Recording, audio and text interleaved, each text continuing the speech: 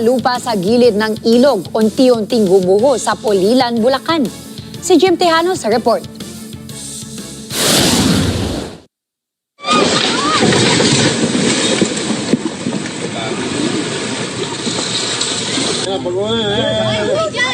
Makikita sa video ang unti-unting pagguho ng lupa sa gilid ng ilog sa Paltaw, Pulilan, Bulacan kung saan may ilang bahay na nakatayo.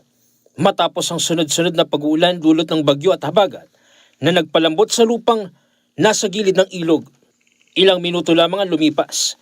Dahan-dahang gumuho ang ilang bahagi ng lupa kasama ang mga punong nakatirik sa gilid.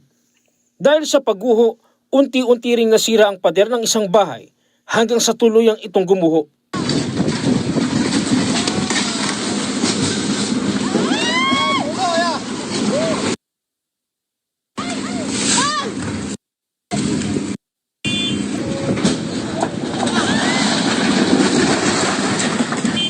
Yung likod nga na yan. Lumalagotok eh. May saging na yon. Umawag na kayo dyan! Wala na talaga. Eh kasi kung nagkabitak na yung pader doon, sigurado yung lupa na yung gumagalaw.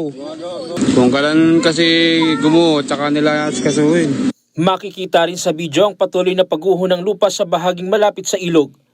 Dahil sa tabing ilog ang mga bahay at patuloy ang pag-ulan, nananatili ang pangamba sa panibagong pagguho ng lupa.